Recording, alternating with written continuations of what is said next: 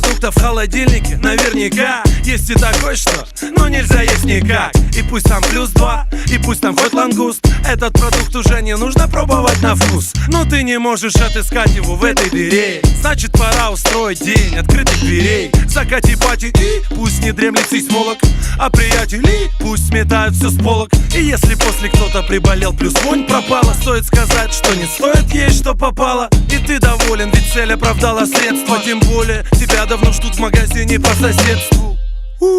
А бывает так, что с голодухи сметаешь с полок все сам, как что страшно. Как Стивена Спилберга фильм, если поставил в холодильник молоко, а пьешь уже кефир. И еще за этой дверцей по-любому есть то, что ты как-то купил, но никогда не будешь есть. Это пролежит апрель, май и еще весь июнь. А зачем выкидывать то, что не покрылось плесенью?